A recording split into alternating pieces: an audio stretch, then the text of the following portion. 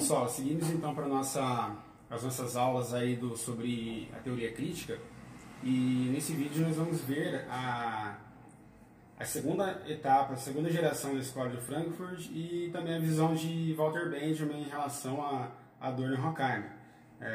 Então o Walter Benjamin foi um filósofo totalmente diferente, que vai se diferenciar do Adorno, do Horkheimer, porque ele possui uma visão um pouco mais otimista, não tão assim, mas um pouco mais otimista em relação a Adorno e Horkheimer.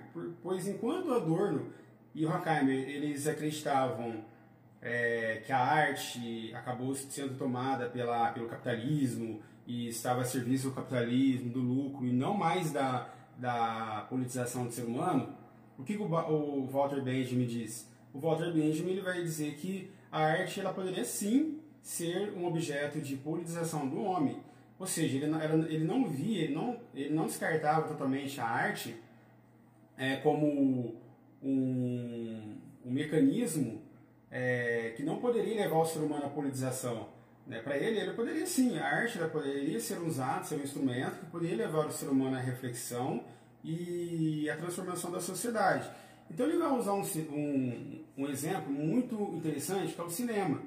Então o que ele fala? Ele fala que o cinema ele é um objeto, um instrumento, é uma arte que poderia ser, através da reprodução em massa dos filmes, você reproduz os filmes em massa e transmite esse filme, você leva esse filme, você consegue chegar a muitas pessoas, você, através da reprodução, você poderia, então, através dessa reprodução do cinema, levar a pessoa a atingir uma sociedade, uma consciência crítica, a transformar realmente o ambiente em que vive, ou seja, transformar uma sociedade, uma base social solidificada mesmo.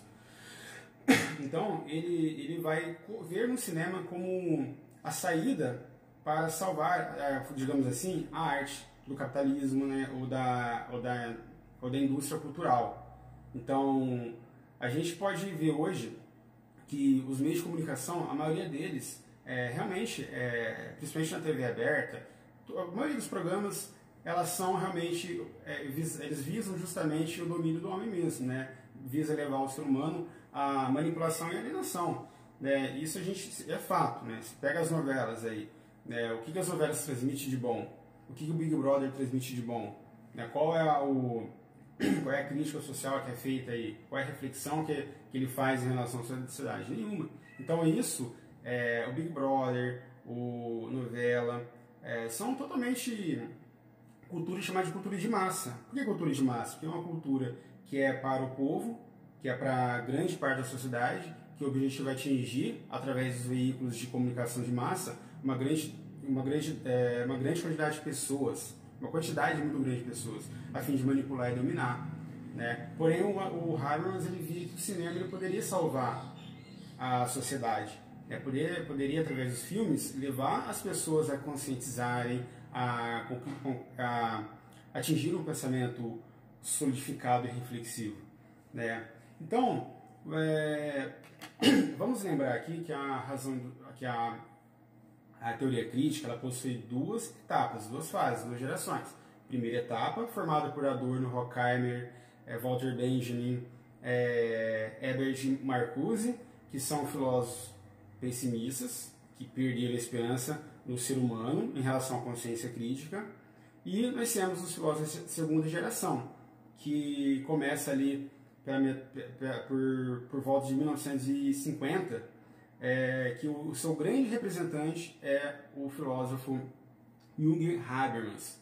O Habermas é um filósofo alemão, ele é vivo ainda, ele ainda produz muito e ele vai ser um filósofo, como um grande representante da teoria crítica, ele vai ser um filósofo que vai romper com o marxismo. Lembram que eu disse para vocês na aula passada que a primeira geração é caracterizada por filósofos marxistas, que sofreram uma grande influência do marxismo, que nós já vimos lá no início do ano, do Karl Marx. Então, o que ele faz? Então, o Habermas ele vai romper totalmente. A segunda geração ela rompe com essa influência marxista.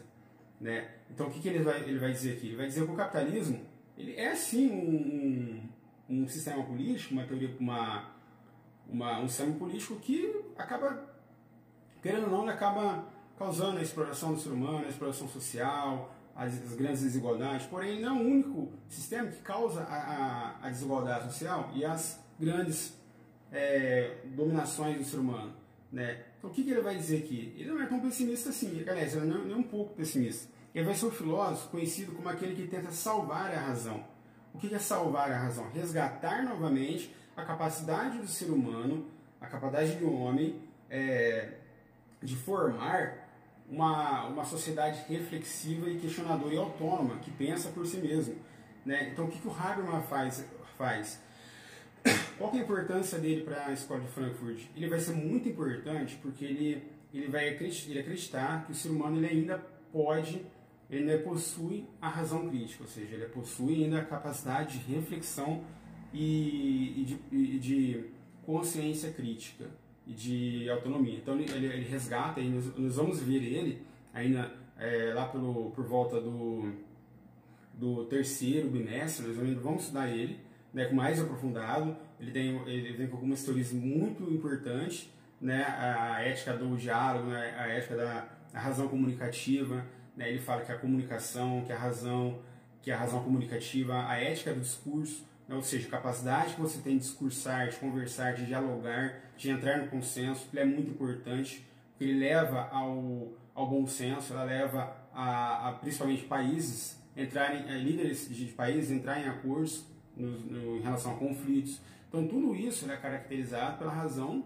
crítica do ser humano, que o ser humano ainda possui. Certo, pessoal?